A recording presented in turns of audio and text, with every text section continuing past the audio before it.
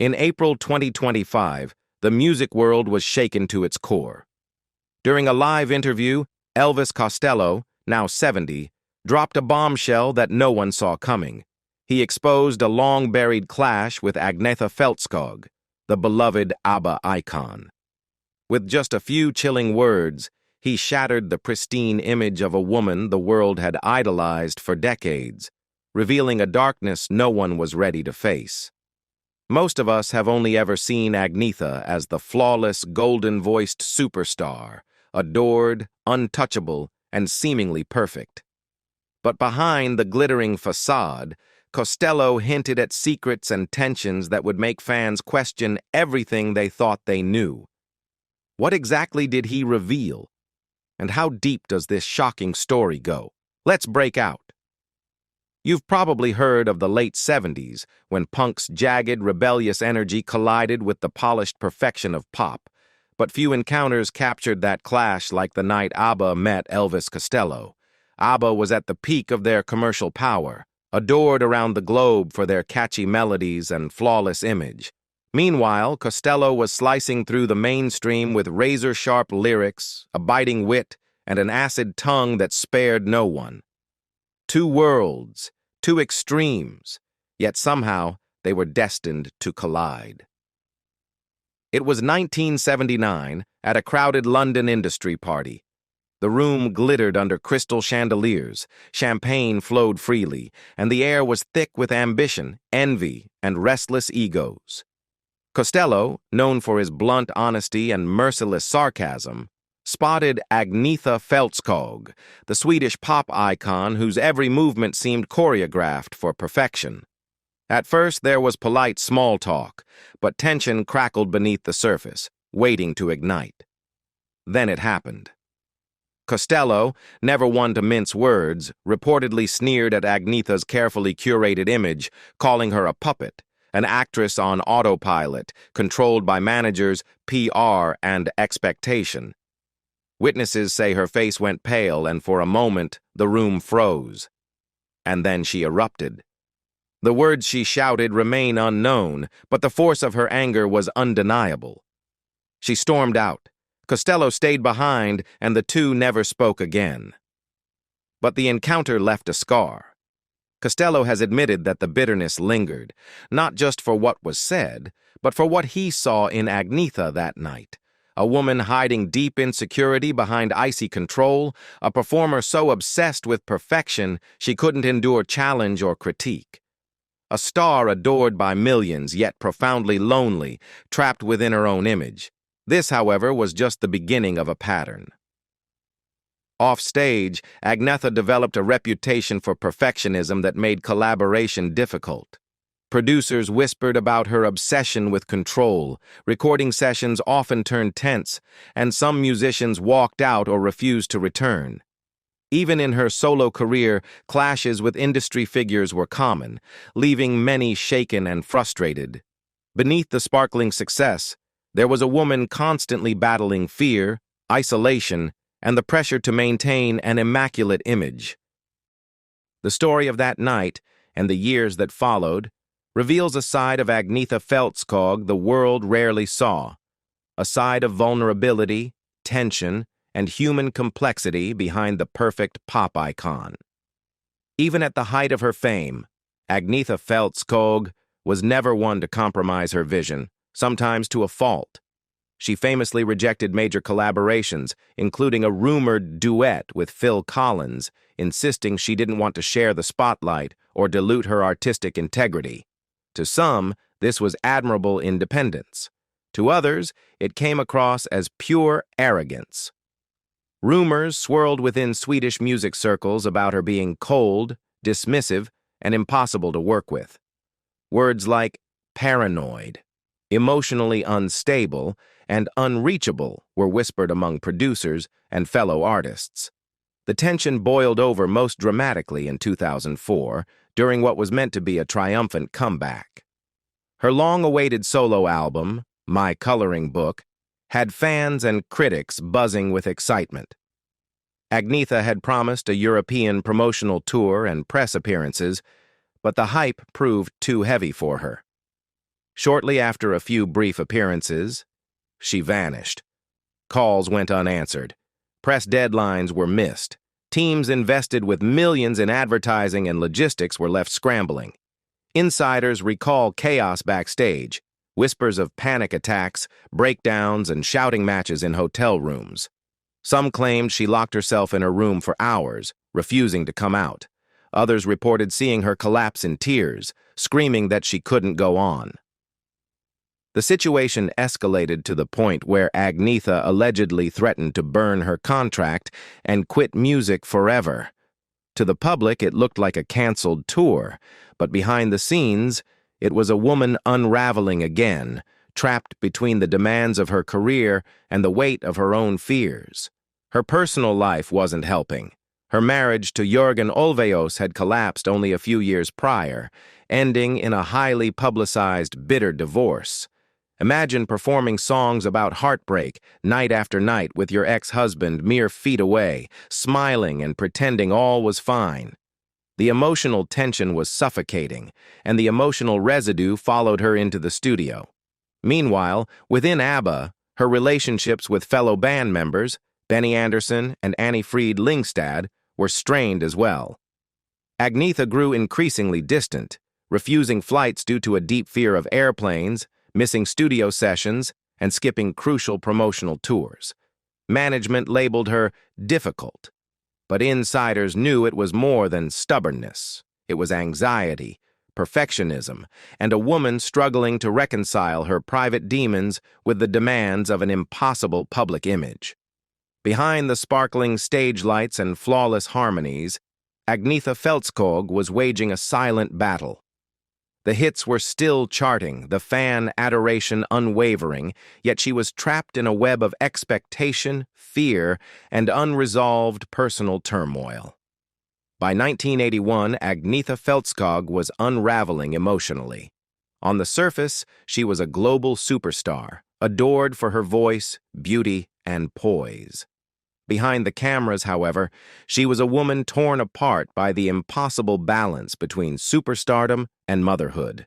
The tours, the recording sessions, the photo shoots, all demanded her presence, yet her heart was never far from her children. In a rare Swedish interview, she confessed, "Every time I left home, my daughter would cry at the window and I would cry on the plane." That sorrow followed her across continents, haunting even her most polished public appearances. Her desire to remain close to her children began shaping her professional life in ways the public rarely saw. Appearances were canceled, schedules became erratic, and she slowly withdrew from the glare of the spotlight. But this retreat was about more than simple fatigue or family obligations. Rumors in Stockholm's media circles began to whisper of a mental breakdown in 1982, just before ABBA's unofficial split. Friends and insiders later recalled that Agnetha had become increasingly paranoid, sometimes locking herself in her home for days at a time, terrified of the outside world. The fairy tale she had built, thousands of screaming fans, gold records, and international acclaim, was quietly crumbling around her, and very few people knew the depth of her suffering. When ABBA ended, Agnetha didn't just step back, a close source said. She vanished. Retreating to the isolated Swedish countryside, she sought solace in silence, in the forests, and the cold air, any distance from stage lights and public scrutiny. But peace never arrived. The press, relentless and invasive, hunted her like predators, eager for a glimpse, a scandal, or a single crack in her flawless public persona. Betrayal soon followed.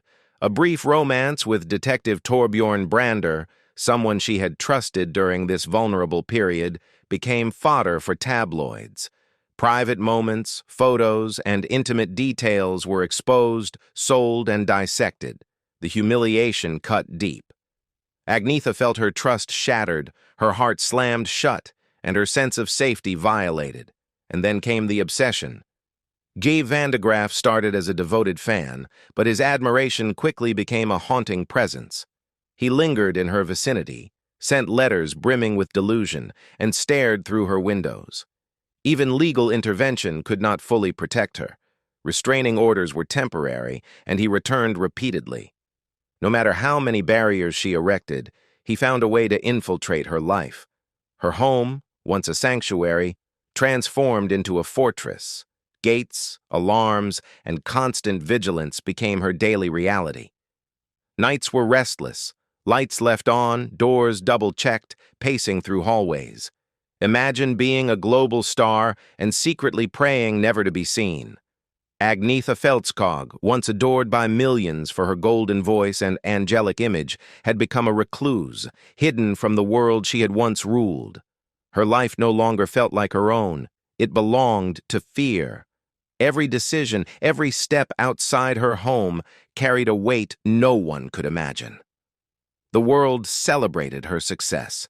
Yet behind the glittering facade, she was quietly unraveling, piece by fragile piece. In public, she maintained a fragile composure.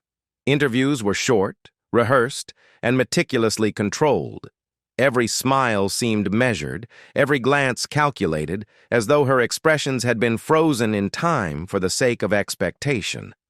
But behind that mask, something was crumbling. The relentless pressure to remain flawless, to be the golden girl the world demanded, was slowly eroding her from within. By 2008, she had vanished from the spotlight entirely. Reunions, red carpets, interviews, media appearances, all disappeared. Privately, whispers among friends painted a harrowing picture. Nights were spent crying until panic attacks left her gasping for breath. Phone calls went unanswered. Doors remained locked. Even family, those she loved most, were sometimes kept at arm's length. Speaking to strangers, walking among people, once normal tasks, had become unbearable. Fans had adored her voice for decades, but they had never truly seen the woman behind it, never understood the depth of her pain. Ironically, as she receded into the shadows, her legend only grew brighter. The world clung to the image of the sweet, blonde ABBA singer, sending letters, flowers, poems, and fan art. Admirers camped outside her estate, desperate for a glimpse of the icon, unaware of the fragile, bruised woman inside. She had once stood under the brightest lights. Now she survived in the shadows, navigating a world that adored her while failing to see her suffering. Then came Elvis Costello. When he spoke, it wasn't idle gossip or casual shade. In just a few words, he ripped away the decades-old illusion, exposing a reality long hidden. Behind Agnetha's crystal-clear voice and impeccable image was a woman locked in a constant war, not just with the media, not just with those around her, but with herself. The confession wasn't scandal. It was revelation. Suddenly, the breakdowns, the sudden disappearances, the walls she built, the isolation, all of it made sense. The headlines exploded, fans were divided, but for those who had witnessed her retreat from public life, it was confirmation. The woman who had once illuminated the world's biggest stages had been silently screaming all along. Perhaps now, the world is finally ready to look past the gold records, the glitter, the iconic legacy. After the whirlwind of global fame and the intense spotlight of ABBA, Agnetha Faltskog chose a life of near-total seclusion. Following the release of her solo album, I Stand Alone, she stepped away from the music industry for a staggering 17 years, retreating from public life almost entirely. During this extended hiatus, she devoted herself to personal passions that had little to do with celebrity culture. Astrology, yoga, and horseback riding became the pillars of her quiet existence. Her country estate in Eckerö, a tranquil enclave in Stockholm County, offered her both privacy and a connection to nature, a sanctuary far from the intrusive glare of cameras and fans. Today, Agnetha continues to live in Eckerö, sharing her life with her family.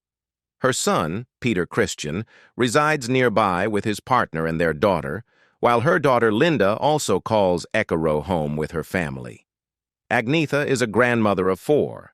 and her days are now largely defined by family, reflection, and the simple pleasures that fame had once denied her. These years of relative isolation have allowed her to reclaim agency over her life, choosing carefully who enters her world and how she spends her time. Yet even in seclusion, Agnetha's life has not been free of danger. In 1997, she entered a relationship with Dutch forklift driver Gert van der Graaf, a man whose obsession with her reportedly began in childhood. The relationship ended after 2 years, but van der Graaf's fixation persisted. He stalked her mansion, prompting Swedish authorities to issue a restraining order and deport him to the Netherlands in 2000. When he returned near her home in 2003, he was arrested and permanently banned from entering Sweden, underscoring the persistent vulnerabilities that came with global fame. Despite these challenges, Agnetha eventually reunited with her ABBA bandmates for the 2021 album and live concert, Voyage, marking a rare and joyous return to performing. She followed this with her most recent solo album, A Plus, in late 2023, proving that even after decades, her voice remains iconic and her artistry undiminished. Financially, her years of success have been substantial. Agnetha Faltskog is estimated to have a net worth of around $200 million, a reflection not only of her ABBA career, but also of decades of solo work, royalties, and enduring influence in the music industry. Family remains central to her life. Her daughter Linda, born in 1973, is a singer-songwriter and stage and screen actress, collaborating with Agnetha on her first album, Nu Tendas Tusen Juleljus, at the tender age of 8, and later providing backing vocals on her mother's 2004 comeback track, When You Walk in the Room. Her son, Peter Christian Ulvaeus, born in 1977, also collaborated with his mother at age 9 for the album Comme Följe med vår Carousel in 1987.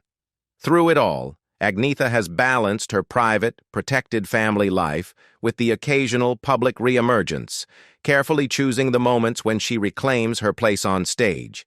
In many ways, Agnetha Faltskog today is a woman who has survived the extremes of fame, heartbreak, obsession, and relentless public scrutiny. She lives life on her own terms, surrounded by family, nature, and the quiet rhythms that provide solace after decades spent in the glaring light of superstardom.